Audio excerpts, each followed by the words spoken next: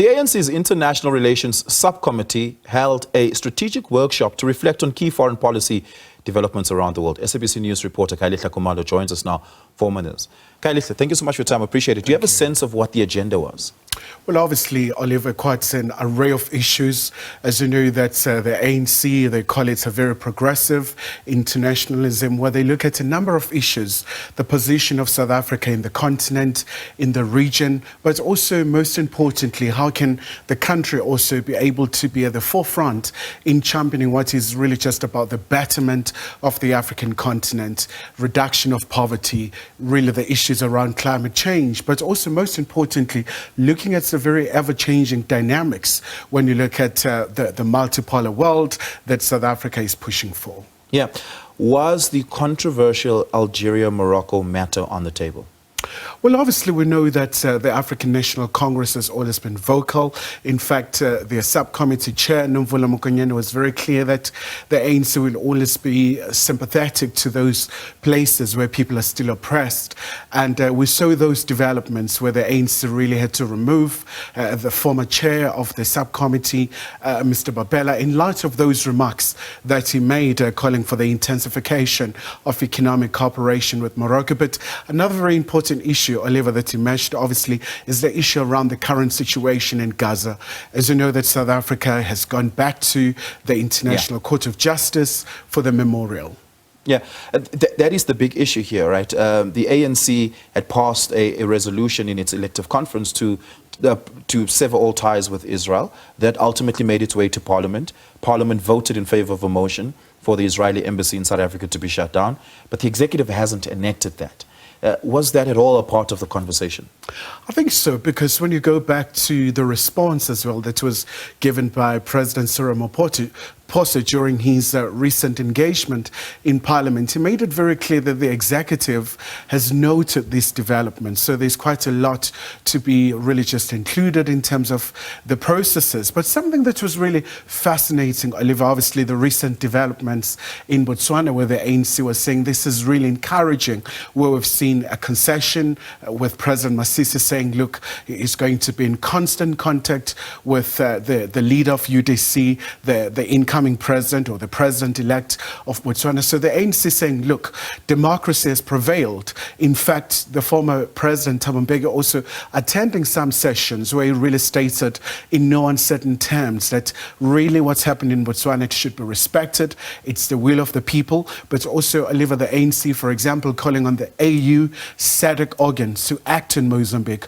We've seen post-election violence, saying that it's a very concerning situation, especially given the history of Mozambique, where the country had a very terrible civil war where over 1 million people died. There has been in recent times contestations between the Democratic Alliance and the ANC, at least their deployees in cabinet, disagreeing on certain matters of foreign policy. Israel being, I beg your pardon, the position on Russia being one of those, and the position on the Ukraine being another. So much so that the Minister of Home Affairs was accused of having broken protocol in announcing a bilateral agreement on diplomatic visa waivers with the Ukraine. Has the ANC used this opportunity to reflect on its contestation with the Democratic Alliance as its alliance partner in government on divergencies that they have in foreign policy? Well, most definitely, Oliver. I think that's one of the issues that they had to look, especially given that foreign policy is very sensitive. So here you're dealing with, your counterparts outside of the country, especially because for the ANC, as you know, that they've been very clear in terms of saying that their government is still really just looking at the foreign policy as a very important area. So there should be very clear understanding in terms of South Africa's position. For example, we saw during this past week where the Department of International Relations and Cooperation had the Ukrainian minister right in our shores, once again speaking to that role that has always been seen for South Africa in terms of striving for peacemaking efforts, but also certainly making sure that they demystify all sorts of misperceptions, especially in light of the debacle over the visa for the diplomats and the government officials.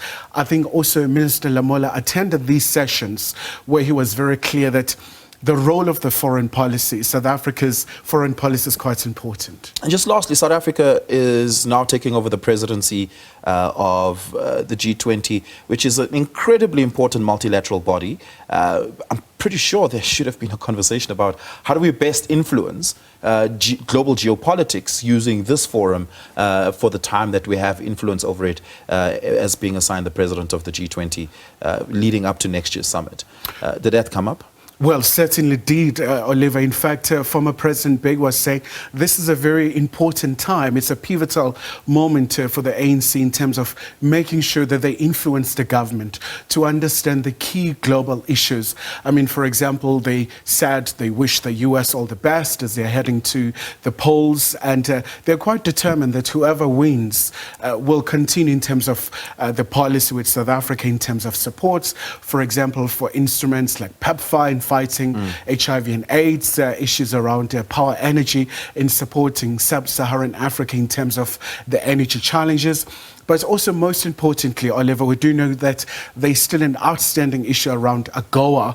And this was quite a very divisive issue within the US, because you had those representatives who were saying, look, South Africa has gone to the ICJ, South Africa in terms of its non-aligned position with the conflict between Russia and Ukraine. So there's quite a lot really to take into account. But Minister Lamola said they've been engaging with their counterparts in the US. Khayelihle Khumalo, thank you so much for that. Really do appreciate it.